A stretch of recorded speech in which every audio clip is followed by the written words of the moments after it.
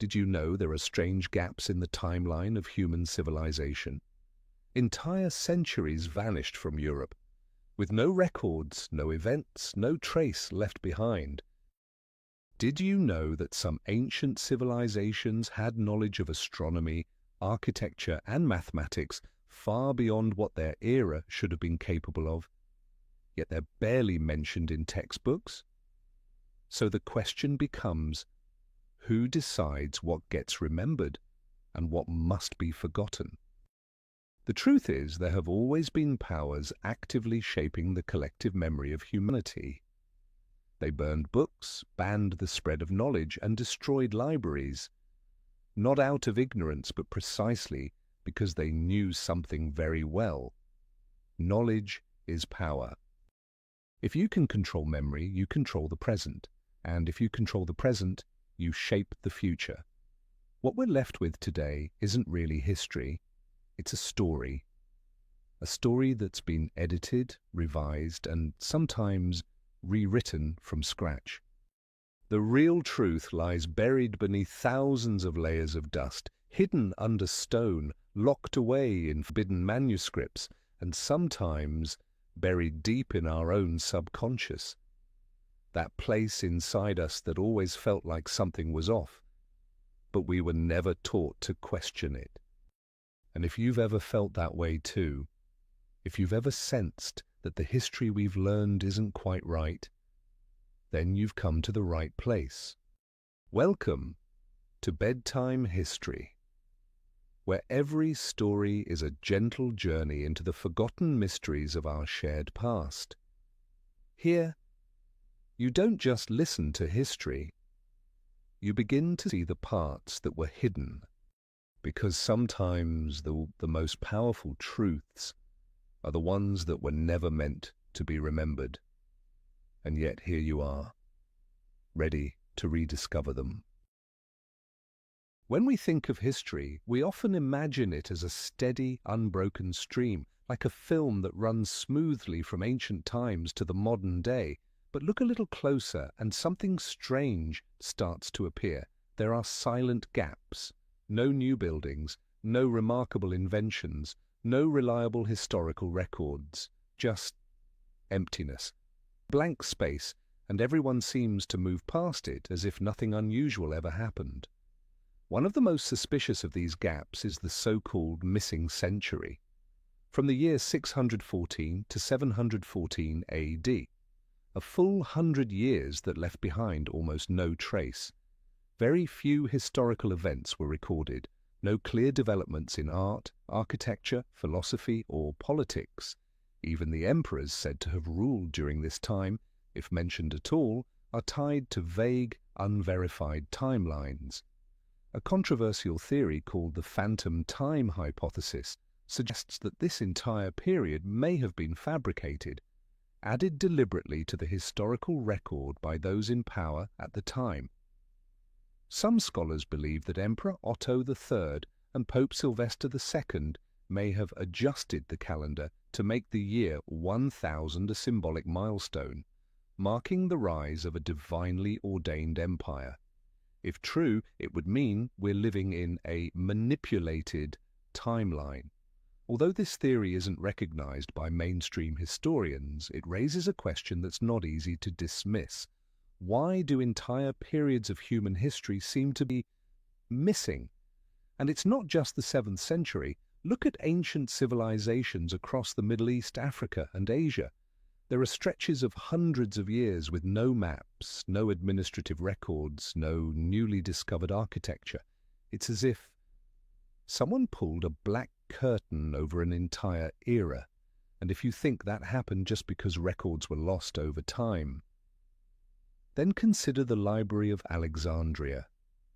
Once hailed as the greatest center of knowledge in the ancient world, it held hundreds of thousands of manuscripts from a wide range of civilizations.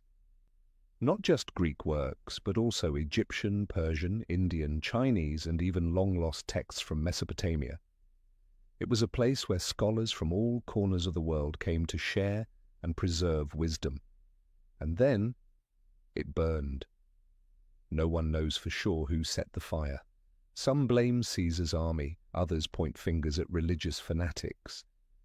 Still others believe the destruction happened over many centuries, in a systematic effort to erase knowledge that couldn't be controlled. The bigger question is, why burn books? If knowledge is light, why extinguish it? If a library holds the past, why burn the memory? It's not because those manuscripts were wrong, it's because they didn't fit the story someone wanted to tell. A blank space in the historical record isn't always just an oversight. It can be the result of a deliberate act, burning a library, banning documentation, erasing a civilization from the map. None of it leaves blood, but all of it leaves scars on the memory of humankind. And if whole centuries can disappear, how many other memories are still being hidden? When we look at any page of history, we tend to assume one thing, that what's written down is the truth, but the truth, like light, only shines where someone chooses to flip the switch. History does not exist independently of power. Since the invention of writing, those who held the pen also held the power to shape memory. And so the real question has never simply been, what happened? The real question is, who told the story, and what did they want us to remember? For thousands of years, power and knowledge have gone hand in hand, but not to be shared, to be kept. Empires, whether in the East or the West, share a common trait. They only recorded what served their survival. If they lost a war, they called it a tactical retreat. If a province rebelled, it was labeled insurrection. If another civilization was more advanced, it was dismissed as barbaric and erased from the historical map. Religion, too, in many periods, served as a gatekeeper of knowledge. Books weren't burned because they were meaningless, but because they held ideas that challenged doctrine. Throughout the medieval centuries, only what was approved by the Church was allowed to circulate. Any opposing thought, even a simple question, was branded as heresy. And even as the world moved into modern times, knowledge continued to be filtered, categorized and controlled. At this time, not through public punishment, but through systems. The school system, the academic system, the publishing system, the research funding system. Each system sets its own standards. What's called scientific, reliable, or valuable, and when anything outside that framework is pushed into a grey zone, lacking evidence, lacking credibility, lacking merit. But have we ever stopped to ask, who sets these standards, and why are we discouraged from questioning them? Students are taught from a curriculum. Curriculums are written by committees. Committees are approved by national education systems. And the cycle repeats, generation after generation, creating what might be called a curated memory. Not because someone is actively lying, but because the entire system only allows what fits into the picture that's already been painted.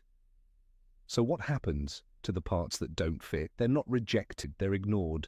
No debate, no rebuttal, just silence. And as you know, what's never spoken of slowly ceases to exist, like a room without a name, forgotten inside the very house it belongs to. The question is, do we, the ones who come after, have the right to reopen those doors? Do we dare ask, are we learning objective history or just a version that was permitted? And if something has been erased from memory, who gets to decide what's forgotten? Have you ever looked at an old map and seen a name completely unfamiliar, even though it once covered nearly all of northern Eurasia? That name is Tartaria. On dozens of European maps from the 16th to 18th centuries, Tartaria is clearly drawn, stretching from the eastern edges of Russia all the way to the borders of China and deep into Central Asia. It wasn't some hazy frontier or unexplored wilderness. It had borders, it had cities, it had territorial divisions, it had people. So why is it that today almost no one knows about it? You won't find Tartaria in any school textbook. There are no official lessons about its political systems, its culture, or its language. No major museum displays its artifacts, and in the minds of most people it simply never existed. But the strange thing is that the traces of Tartaria aren't as faint as we've been led to believe. Across both Europe and Asia, there are architectural structures, eerily similar in style, that show technical features far beyond what was expected of their time. Massive stone columns, grand domes, arched windows, and even hidden electrical systems embedded in walls. They all seem like remnants of a unified architectural logic, not random, not isolated. In fact, many government buildings, museums, and train stations built during the 18th and 19th centuries in completely different countries follow the same designs, proportions, and decorative motifs, even though there's no clear cultural connection between them. Some independent researchers believe these are surviving remnants of Tartaria, repurposed by later governments, their functions changed, and new nameplates nailed to the front. Of course, anyone who dares to ask questions about Tartaria is often dismissed as a conspiracy theorist.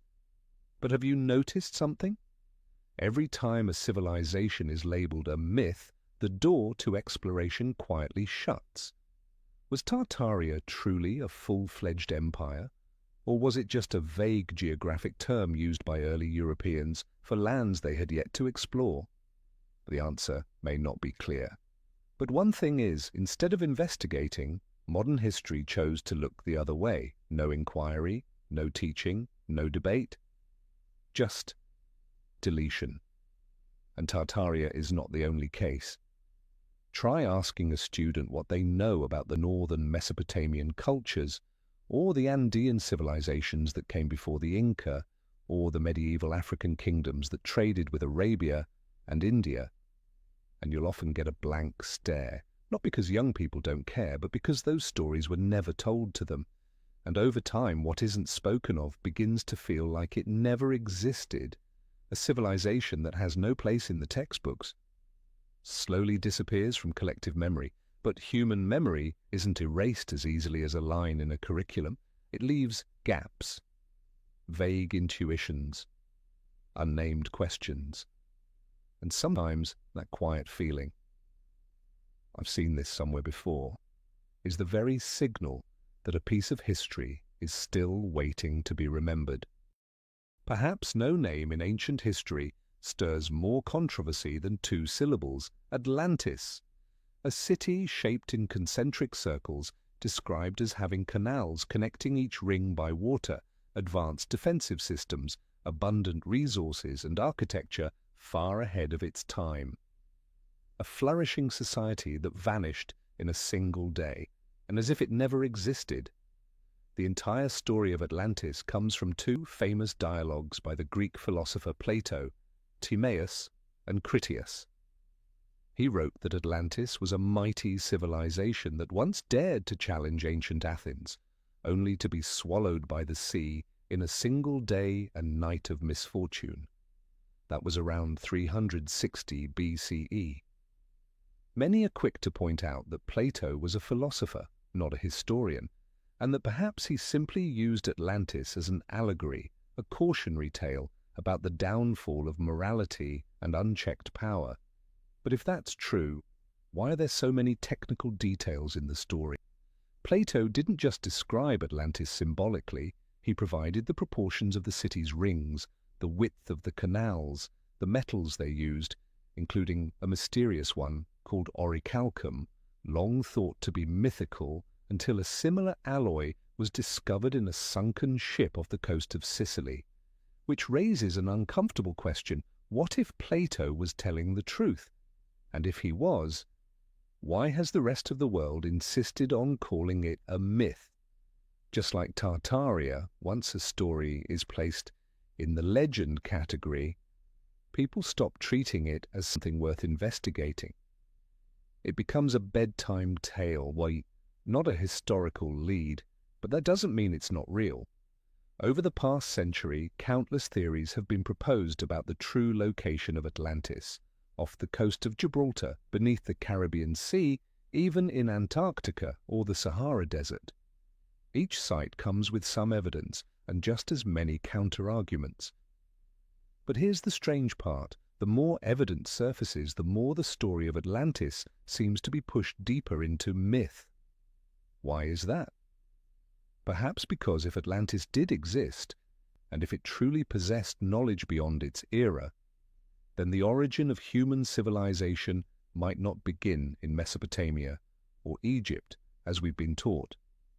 It would mean the entire timeline of history that would need to be rewritten. And that's something not everyone is ready to accept. Because history isn't just about the past. It's the foundation of our worldview. It defines what we call progress, science, and civilization.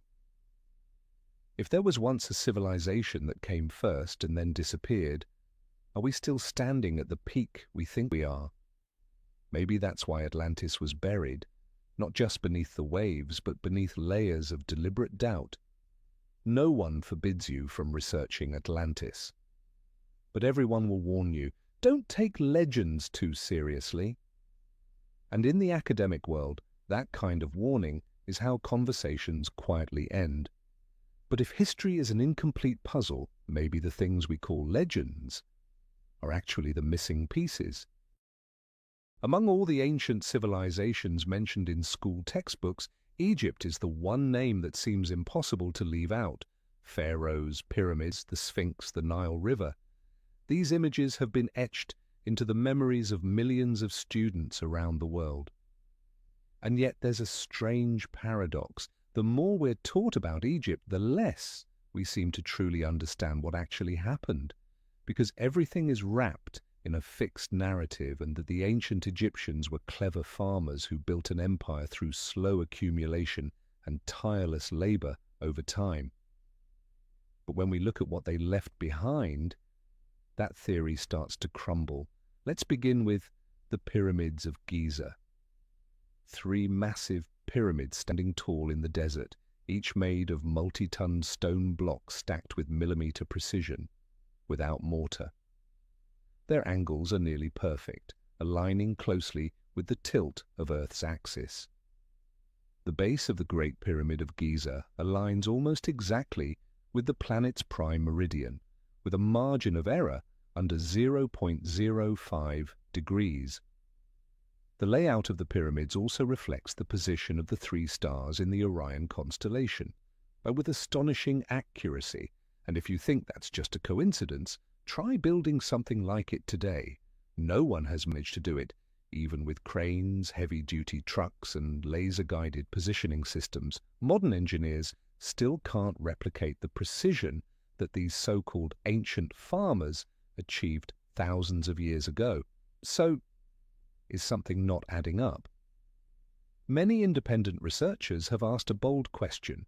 Did the ancient Egyptians actually build the pyramids, or were they simply the inheritors? Because there is no record, none, in any ancient Egyptian text describing the construction of the Great Pyramid, no blueprints, no tools left behind, no documents naming an architect. This towering structure, now one of the most iconic on Earth, is completely anonymous. And that's just one example. The ancient Egyptians had knowledge of astronomy far ahead of their time.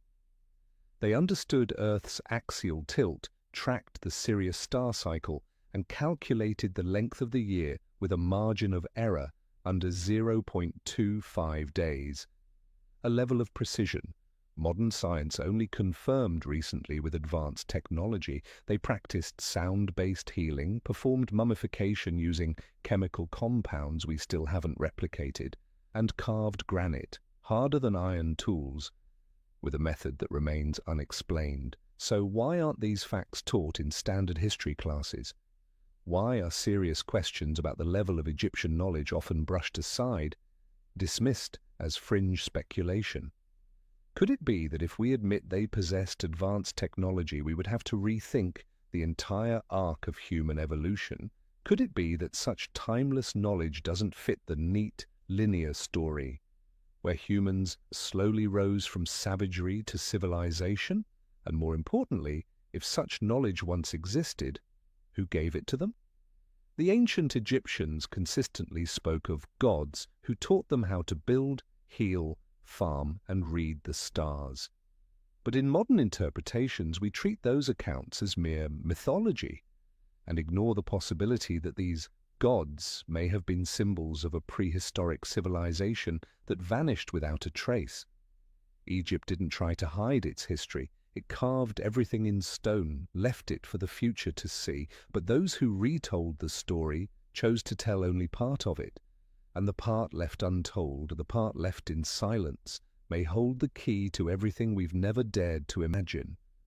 We often credit all major technological advances to the modern world, assuming that only today's humans have the tools and knowledge to build great wonders.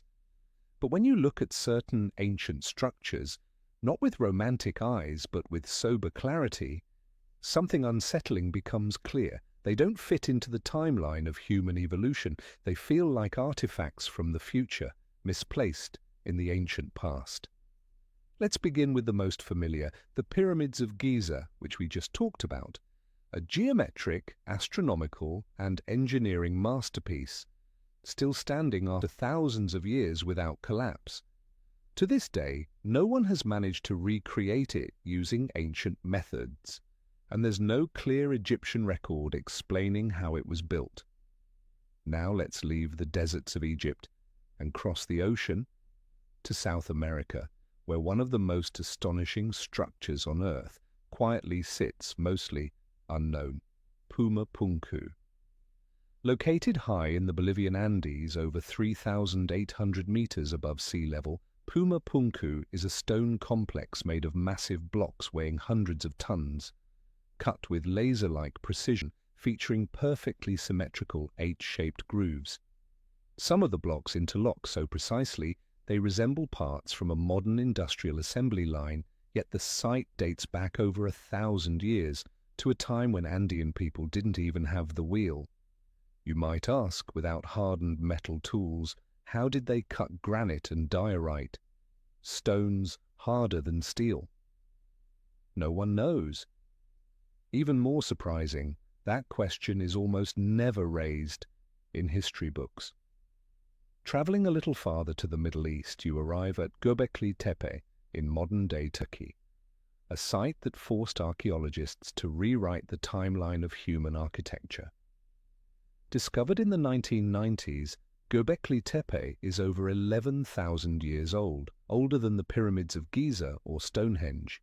It contains dozens of massive T-shaped stone pillars, each over 5 meters tall, intricately carved with animal symbols, all built at a time when, according to mainstream history, humans were still living in caves, hunting and gathering, and had no concept of temples or organized religion. So, who built Göbekli Tepe? No one knows, and because no one knows, the site is placed into a special box, adding mysterious, but not allowed to disturb the official story. But when you step back and look at all three sites, the pyramids of Egypt, Puma Punku, and Göbekli Tepe, one thing becomes clear. They don't fit the timeline of progress we've been taught. They show advanced technology for their time. They leave no clear record of their builders. They involve no known tools capable of the work. They don't align with the level of civilization assumed for their era, and perhaps most telling of all, they're all explained in ways that make them less extraordinary. Because if we admit that advanced civilizations existed long before our modern age, it would mean human history isn't a straight line of progress, but perhaps a series of cycles: rise, collapse, rebuild, and forget. So instead of confronting that possibility, the current system chooses to look away, to label it as unexplained, to call it myth, to keep teaching history as if everything is already settled, but with every stone that cannot be cut, every structure that cannot be rebuilt, every monument that does not match its assigned age, there's a quiet whisper: we've missed an entire chapter of our own story. We often speak of the Vatican as a symbol of faith, the center of Roman Catholicism, a sacred, solemn place of immense spiritual influence. But there's another side that is rarely discussed. The Vatican is home to one of the largest and most secretive repositories of knowledge humanity has ever known. Hidden behind the thick doors of the Vatican Apostolic Archive, formerly known as the Vatican Secret Archive, lie over 85 kilometers of shelving, lined with millions of documents, letters, maps, ancient manuscripts, diplomatic records, and historical writings dating back to the 8th century. There are handwritten letters from Michelangelo and Galileo, edicts condemning heresy, ancient texts on astronomy, even records from the Roman Empire before its fall, and the majority of it, no one outside the Vatican is allowed to read. Only a select few scholars are granted access, and even then, only to very limited sections for short periods of time under strict supervision. No photographs, no documents may leave. No deep questions are encouraged. This raises an uncomfortable question. Why does a religious institution hold such vast collections of global historical knowledge? And more importantly, why guard it so tightly? As usual, the answer isn't just about religion, it's about the power of knowledge, because whoever controls memory controls both belief and the future. For centuries, the Vatican has acted as a gatekeeper of information. When ancient science contradicted doctrine, it was labeled heresy. When pagan texts questioned religious order, they were burned. When a cosmic theory threatened the geocentric model, the speaker was condemned, like Giordano Bruno, who was burned at the stake in 1600 for claiming that the universe is infinite and might contain countless worlds. The Vatican is not alone in its history of censorship, but it is one of the oldest and most secretive institutions with the ability to shape how humanity remembers its own past, not through open bans, but by deciding what is allowed to be known and what is not. In the modern world, where information feels like it's everywhere, it's easy to assume that secrets are dead, but the truth is, the real secrets are still locked away in archives that no one but the guardians are allowed to see. And that's what makes the Vatican unique. Not because it hides the truth, but because it holds the power to choose which truths remain untold. Could those documents contain references to forgotten prehistoric civilizations? Might there be texts from Egypt, Babylon, or even Atlantis that the world has never seen? Could ancient maps point to lands that no longer exist, or were never publicly acknowledged? We simply don't know, because even if you stand directly before that tower of archives, all you see are closed doors, and once again, history becomes a story told only by those who hold the key. In a world where words are the vessel through which humanity records its memory, knowledge, and aspirations, the act of burning books is perhaps the most extreme assault on intelligence, and it's heartbreaking to realize, looking back through human history, just how many flames have been lit.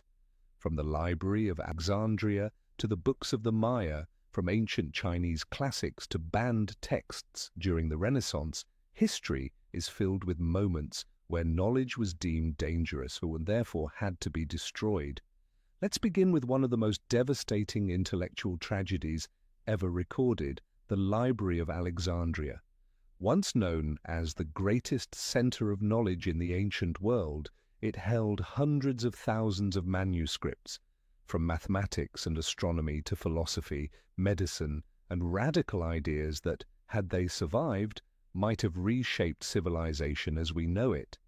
And yet, nearly all of it was lost to war, rebellion, and neglect. No one knows exactly who lit the fire. Some say Julius Caesar, others blame Roman generals, religious authorities, or a series of destructive events over centuries. What we do know is this: the loss was permanent. And it wasn't just in Egypt. In the Americas, when the Spanish arrived in the land of the Maya, They found a culture with its own script, its own calendar, and a remarkably precise body of astronomical knowledge, and yet within a few short years nearly all Maya books were burned, condemned as heresy. Father Diego de Landa, one of the first Europeans to interact with the Maya, personally ordered the destruction of hundreds of sacred texts, and later lamented that no one could understand the Maya anymore. That irony may be one of history's deepest tragedies. In Asia, during the reign of Qin Shi Huang in ancient China, a state-sanctioned book burning and scholar purge took place in the name of ideological unity. Nearly 460 scholars were executed. Books from other schools of thought were destroyed.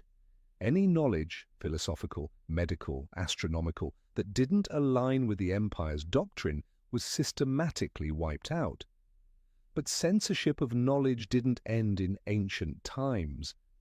During the Renaissance, as thinkers began to challenge the Church's version of truth, a list emerged, the Index Librorum Prohibitorum, the Index of Forbidden Books. Included on that list were names we now revere: Galileo, Copernicus, Spinoza, Descartes, once branded as dangerous to human faith and soul. Even stranger, some books were never burned, but instead were hidden or vanished under mysterious circumstances. An ancient manuscript describing anti-gravity architecture from the Greek era, gone. A map depicting an ice-free Antarctica disappeared. Legends of flying machines in ancient Indian texts dismissed without investigation. All of it hovers at the blurry edge between myth and reality, pushed into the shadows through collective silence. In a world where information is power, choosing what is preserved and what is burned is no accident. It's a choice, a deliberate choice about what humanity is allowed to remember and what it must forget. We may never know exactly what was lost, but one thing is certain: the history of humankind was not only written in ink, it was also erased by fire. The development of modern science is often described as a steady climb, from ignorance to enlightenment, from superstition to reason. But if you look closer at that journey, something strange begins to emerge. Many forms of ancient knowledge were discarded, not because they were wrong, but because they didn't fit the dominant worldview of their time.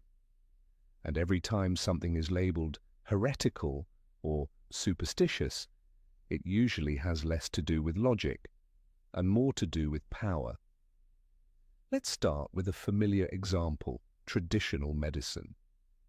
Long before modern medicine took shape, ancient civilizations in India, Egypt, China, and Greece had sophisticated healing systems, often far beyond what we associate with their era.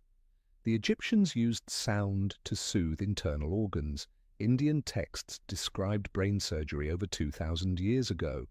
The Chinese mapped energy meridians centuries before the invention of the microscope. Yet when modern rational science rose to prominence, all of that was dismissed. No chemical formulas, no microscopes, no quantifiable data. Then it must be superstition. The same thing happened in ancient astronomy. The Babylonians, the Maya, and the Egyptians all developed calendars with astonishing accuracy, some of which tracked star cycles, astronomical events, and the Earth's axial tilt with precision that wasn't confirmed until much later in modern times. They relied on observation, intuition, and centuries of accumulated knowledge. But when Copernicus and Galileo launched the age of modern cosmology, the entire body of ancient knowledge was shelved as myth. No one asked how these civilizations got it right. They were simply dismissed, because their methods weren't recognized. Then came the turn of knowledge about non-material energy. From life force to biofields to psychic phenomena, can't be measured with current instruments, can't be proven in a lab, then it's unscientific. Once again, knowledge was pushed aside, not because it was false, but because it didn't fit the mold. But who sets the mold? For centuries, science hasn't evolved in isolation. It has grown alongside, and often under, the influence of powerful institutions, the church, academies, governments, and corporate empires. When science served exploration, it was encouraged. When science asked the wrong questions, it was shut down. When Galileo said the earth revolved around the sun, he was condemned. When alchemists spoke of turning lead into gold, they were called mad, until modern inorganic chemistry proved it possible. When someone claimed you could heal with energy, they were dismissed as quacks. And yet the irony is this. Many ideas once branded as heresy, but are now called cutting-edge science. The problem was never the idea. The problem is always this. Who has the authority to decide which ideas are allowed to exist? And when ancient knowledge is buried, it's often replaced by a kind of knowledge that's easier to control. A knowledge that doesn't ask deep questions about the human soul. A knowledge that serves production, warfare, and consumption, more than healing, connection, and understanding who we really are. So the question isn't just, why was ancient knowledge discarded? It's, who benefits when humanity forgets what it once knew? When we think of ancient civilizations, we usually picture kings, empires, warriors, invasions, and clearly defined hierarchies, and almost always men. From pharaohs to emperors, popes, czars, and supreme leaders, the titles echo through history, and nearly all of them are male. But if we step back, far back, beyond the boundaries of official history, we begin to find strange fragments. Small stone statues, intricate carvings, symbols that appear again and again across the ancient world, the mother goddess. From the Venus of Willendorf in Europe to earth goddesses in Anatolia, to the stone idols of the Indus Valley and the goddesses of the Maya, all of these images emerge from a time before recorded civilization began, and they don't depict women as passive or fragile. They represent figures of power, creation, fertility, and cosmic presence. It is the image of the universe seen through the lens of life, not domination. It's possible that before society was built on empires, hierarchies, and war, humanity once lived within a different model, a matriarchal structure where power centered around the mother, where religion revolved around birth, nourishment, and connection, not conquest. And this idea isn't vague or mythical. It's supported by the work of hundreds of archaeologists, including Maria Gimbutas, who described an era lasting thousands of years when communities lived in peace with no fortresses, no weapons, and women at the heart of both culture and spirituality. And then, suddenly that model disappeared from the official historical record. There are no chapters in school books about peaceful, female-led societies, no lessons about civilizations built on harmony rather than domination. Only the rise of patriarchal empires, endless wars, and male dynasties. Why? The answer may lie in a global power shift. When warrior nomadic tribes from the north swept across regions, they brought with them a new societal structure, a patriarchal model, where the strongest ruled and men dominated religion, military, and politics.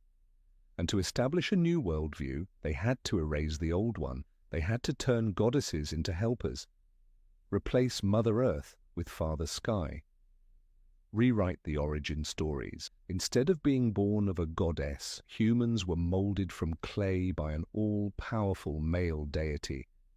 And so new myths emerged, new religions rose, history shifted, and the feminine half of human memory was packed away, buried beneath symbols, metaphors, or dismissed as folklore. But the things silenced rarely disappear. They remain in the earth, in cave walls, in symbols, in our collective unconscious. And today, as we begin to question the gender imbalance in modern society, those fragments of an ancient feminine civilization are beginning to rise again, not to replace patriarchal history, but to complete the picture of humanity, a picture not only of war, but of birth, not only of rule, but of nurturing, not only of strength, but of connection, a history in which once the mother was the center of the universe. People often say history is written by the victors, but few stop long enough to grasp the full weight of what that truly means. Because when one side wins a war, they don't just take the land, the wealth, or the people. They take the right to tell the story. And that story, more often than not, no longer resembles the truth. Take a look at the map of the world. How many lands once belonged to entirely different cultures before they were conquered, assimilated, and then quietly erased from the pages of history? The Celts once spread across much of Europe. They left behind stone temples, solar worship traditions, and ancient triple spiral symbols. But after the Roman Empire expanded, they were branded as barbarians. Their faith was outlawed, their language suppressed, their culture absorbed. Today we study the glory of Rome, and the Celts are just a footnote. The indigenous peoples of North America, millions of people living on that land for thousands of years, with hundreds of tribes, languages, trade networks, and deep nature-based belief systems. When Europeans arrived, they didn't call it a civilization, they called it a wilderness, and turned the act of taking it into discovery. Modern American history doesn't begin with someone was already here. It begins with we arrived.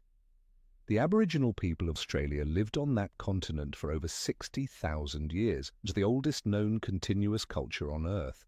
But when the British arrived, they declared it terra nullius, a land belonging to no one. No need for treaties, no need for recognition, just erase them from collective memory. And this isn't just ancient history. In the 20th century alone, entire cultures were wiped out within a few decades, through war, through propaganda, through rewritten school books. We were taught to see conquerors as explorers. We called cultural destruction modernization. We built statues for the victors and buried the names of those who lost. But the most heartbreaking part isn't the silence in the history books. It's when an entire people begins to believe the distorted version, when they read in school that their ancestors were primitive, backward, uncivilized, when they forget their native language, when they take pride in having become more like the ones who conquered them. At that point, history doesn't need to be burned. It has already been replaced from within. And if you ask, who benefits? The answer is always the same. The victors. The ones who rewrite history in their own language, embed their values, and use memory itself as a tool of control. But memory never truly dies. It hides in legends, in folk songs, in the unspoken grief of a generation who doesn't know why. They can no longer see the faces of their ancestors. Modern history often celebrates explorers like Christopher Columbus, Vasco da Gama, or Ferdinand Magellan as the ones who opened up the world. We're taught to see them as pioneers, discovering unknown continents, unlocking the door to globalization. But let's pause for a moment. Columbus was the first to discover the Americas. What about the millions of people who were already living there? Do they not count? And what about the sailors and navigators from China, the Arab world, Africa, or even Northern Europe? Where are they in this timeline? The truth is, many explorers came long before Columbus. They're simply not mentioned. And the reason isn't because they were unimportant. It's because they didn't fit the approved narrative. Take, for example, Zheng He, a Muslim admiral under China's Ming dynasty. In the 15th century, he led massive fleets across the Indian Ocean, reaching as far as East Africa. His ships were 3 times the size of Columbus's. His voyages spanned thousands of nautical miles, carrying scholars, goods, even libraries. He didn't come to conquer, he brought diplomacy and knowledge. But after the Ming court shifted its political direction, all records of his voyages were deliberately destroyed. One of the greatest chapters in maritime history, erased from the official story. Or the Arab navigators who had mapped stars and monsoon winds, who docked in Southeast Asia and East Africa centuries before Europe set sail. They didn't plant flags, they didn't claim discovery of lands already inhabited, so they don't count. Or consider the Mali Empire under Mansa Abu Bakr II. Some sources describe expeditions crossing the Atlantic long before Columbus, yet they remain unacknowledged. And maybe the reason is simple, they weren't white. Similarly, the Norse Vikings reached Newfoundland, Canada. They established camps, traded with local peoples. But because it didn't fit the narrative of modern Western discovery, their story was filed under myth.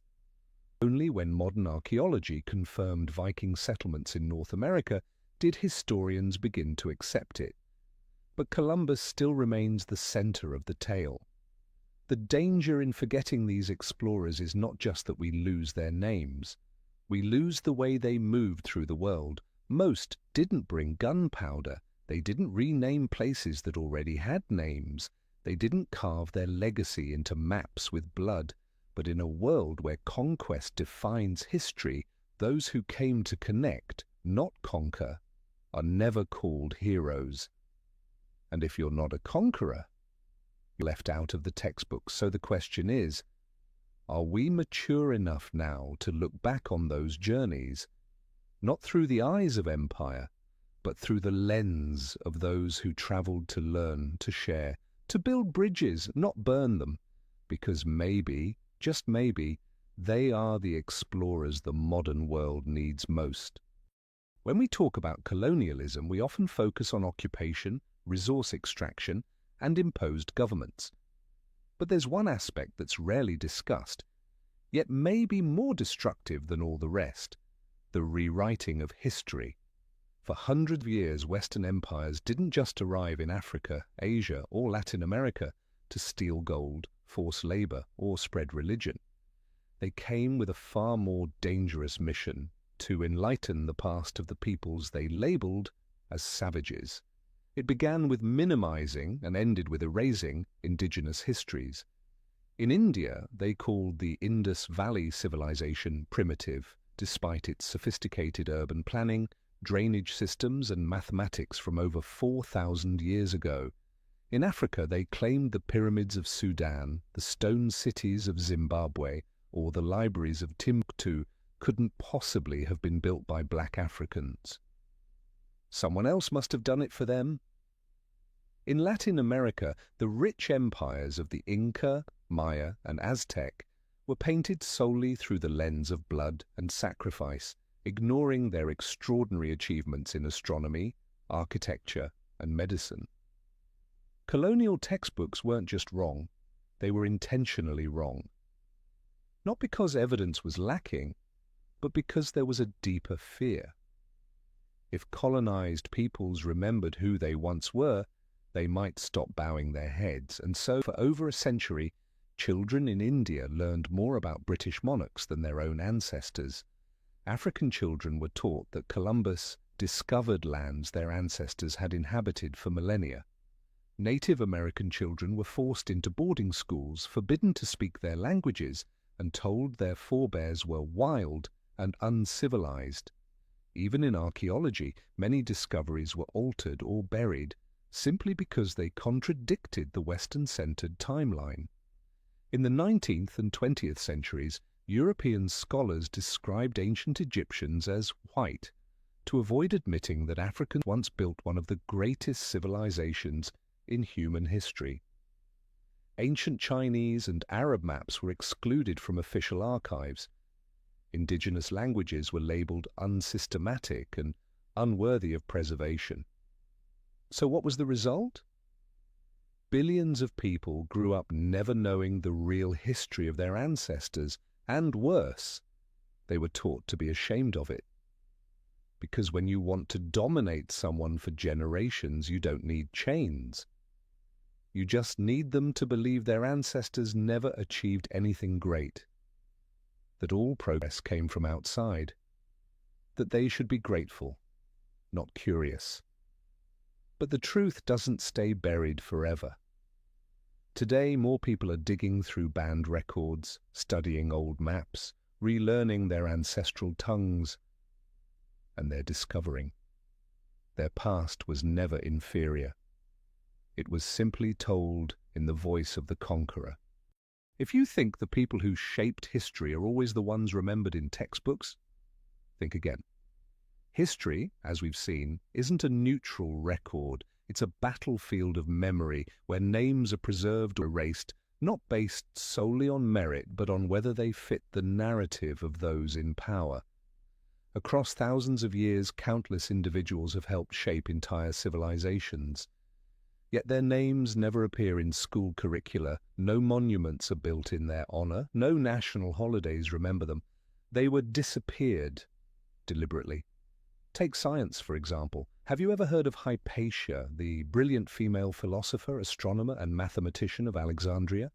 She lived in the 4th century, taught publicly, led the city's most respected school of thought, and authored works on geometry, physics, and astronomy. But because she was a woman, not a Christian, she was branded a witch, brutally murdered by a fanatical mob in the streets, and her writings were destroyed. Today, she's mentioned only faintly as a tragic case. Or consider Ibn al-Haytham, the 10th century Arab scientist who laid the foundation for the scientific method. He studied optics, vision, and light centuries before Europe's scientific revolution.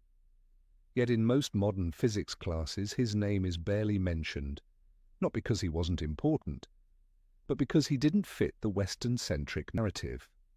Likewise, Wang Zhenyi, an 18th century Chinese female astronomer who hand-built models of solar eclipses, wrote mathematical textbooks, and developed theories ahead of her time, is left out of mainstream history because she didn't fit the expectations of her feudal era. In politics, there were reformers, people who dared to challenge injustice, who tried to create fairer societies, but because they didn't serve the interests of empires, they were vilified, exiled, or simply erased. Even many famous inventions we associate with celebrated figures may not have come from them at all. There were enslaved black inventors who created machines, Arab craftsmen who designed architectural wonders, women who formulated life-saving medicines, but their innovations were credited to more acceptable names. And just like that, history changed owners, not just of lands, but of legacies. So the question isn't, how many great people have we forgotten? The real question is, why was it necessary to forget them? Maybe because they challenged the old order, maybe because they blurred the lines between civilized and savage, lines that empires needed to justify their dominance, maybe because they were women, people of color, indigenous, or outsiders. But when those names are erased, we don't just lose a few stories. We lose the ability to imagine a different world, a world where science isn't monopolized, where intelligence isn't judged by skin color or gender, where truth doesn't need a license to be believed.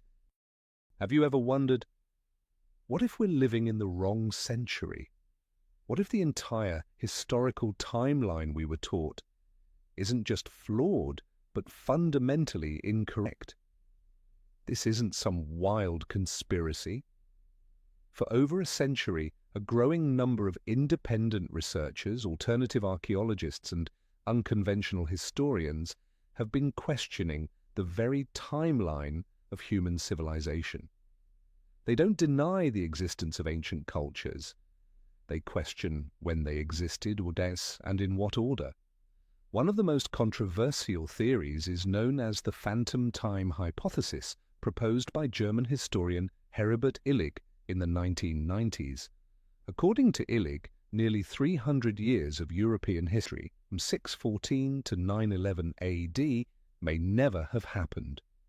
He argued that these centuries were fabricated by powerful figures, most notably Emperor Otto III and Pope Sylvester II, to place themselves at the prestigious milestone of the first millennium. The result? Dozens of royal dynasties, documents and architectural records may have been falsely dated, pushing the entire human timeline forward by nearly 3 centuries. Sounds outrageous? But Illig and other researchers offer unsettling clues. There is no solid archaeological evidence for many key events between 614 and 911 AD. Architecture and art during the so-called Dark Ages show little to no progression, as if time stood still. Ancient calendar systems were repeatedly modified, leaving behind confusing gaps and contradictions that are still unresolved. Others point to ancient megalithic sites like the Egyptian pyramids, the stone platform of Baalbek, and the fortress of Pumapunku, suggesting they may be thousands of years older than we've been led to believe.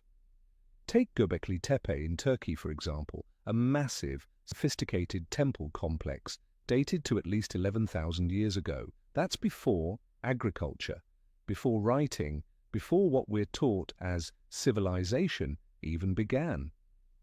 Its existence has forced archaeologists to rethink the entire narrative of human social evolution. Because if Göbekli Tepe was real and built by an advanced, organized society, then perhaps even older civilizations once thrived and were erased from human memory. So why would our timelines be so wrong? Was it a technical error, a lack of evidence, or, more disturbingly, was it intentional? Because when power seeks to control memory, it doesn't just rewrite the story, it rewrites time. And when you control the timeline, you control the sequence of achievements. You decide what came first and what came later. You frame the past in a way that glorifies some and erases others. That's how someone who came before can be labeled primitive, while those who came after are called advanced. And just like that, the idea of who is civilized and who is savage gets locked in place. So what if it's not actually the year 2025, but 1725? What if human civilization didn't begin 6,000 years ago, as textbooks say, but 30,000 years ago? Would you dare to ask not just about history, but about the very way we understand ourselves? For centuries, the mysteries of history were concealed behind familiar excuses, not enough evidence, lost manuscripts, undeciphered scripts, impossible to verify. But all of that is changing. Faster than anyone expected, artificial intelligence, combined with digitization technologies, is transforming what was once considered lost forever into something suddenly within reach. No more centuries of painstaking research, just hours of data processing, from charred scrolls and broken stones to long-dead languages. And the result? Not just new knowledge, but old truths brought back to light. Take 2023, for example. Researchers used AI to decode the ancient scrolls of Herculaneum, a city buried alongside Pompeii by a volcanic eruption. For centuries, the carbonized scrolls were believed unreadable. But thanks to deep learning algorithms, letter by letter, line by line, the words began to emerge, revealing lost philosophical texts and ideas completely absent from mainstream history. Similarly, AI is now cross-referencing ancient maps with satellite imagery, uncovering architectural patterns buried beneath the Amazon jungle, the Sahara Desert, or the floor of the Mediterranean Sea. These structures are not found in any history book, yet they may belong to civilizations long erased from memory.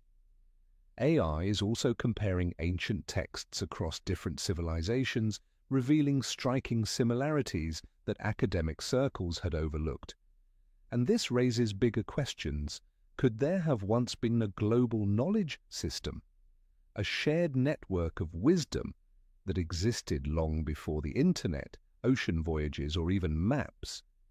In some pioneering projects, AI is being trained on millions of archaeological and historical records to predict missing patterns, such as the possible locations of undiscovered cities or the likelihood of unnamed civilizations having once existed.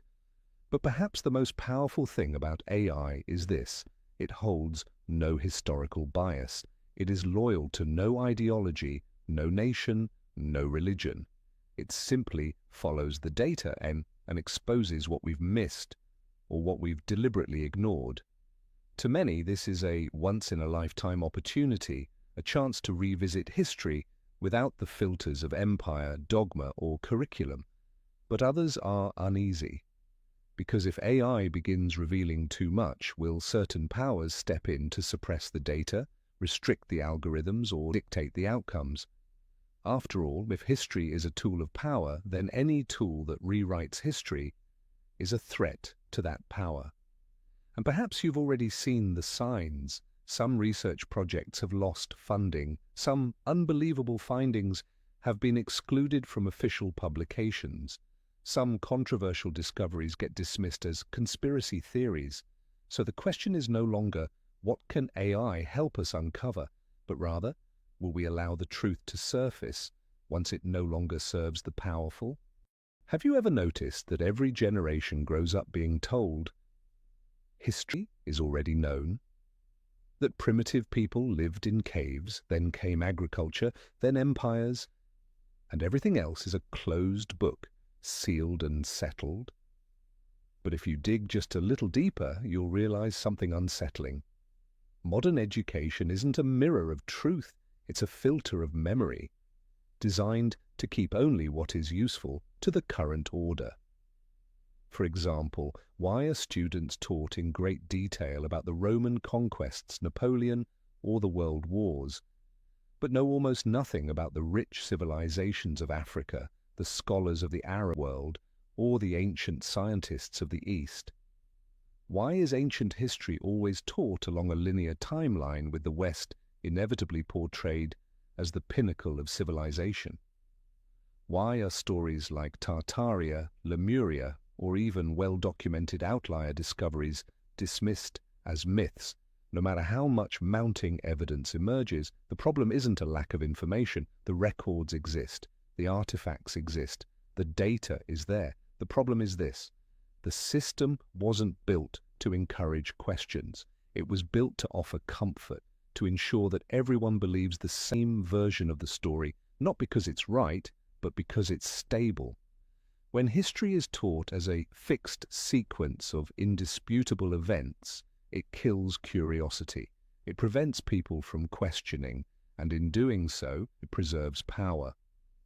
Modern education is where monumental revolutions are reduced to a single line in a textbook, erased figures are never mentioned, entire civilizations are left unexamined, often for political reasons.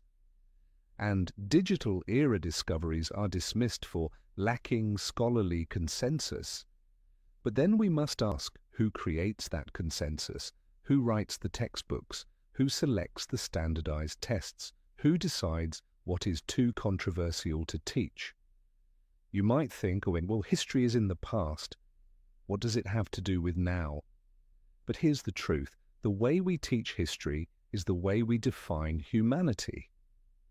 If you're taught that your ancestors just hunted and feared thunderstorms, you'll never question the extraordinary potential within yourself. If you believe that all progress came from somewhere else, you'll forever live as a receiver, never a creator. And that is the most hidden purpose of preserving distorted history in education. Not to make you believe something, but to make you stop believing in yourself.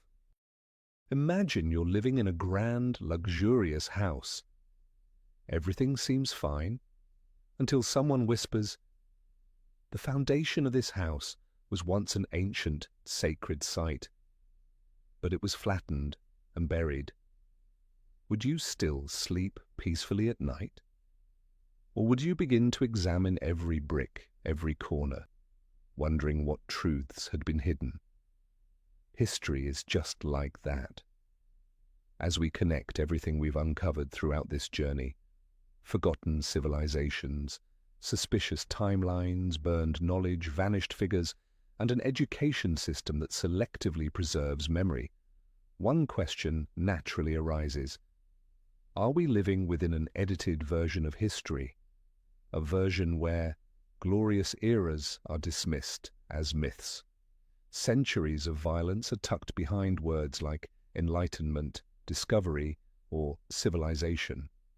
Ancient cultures are trimmed and neatly arranged into a timeline, far too simple to be true, and transcontinental, transgenerational connections are severed, as if humanity never shared a collective memory.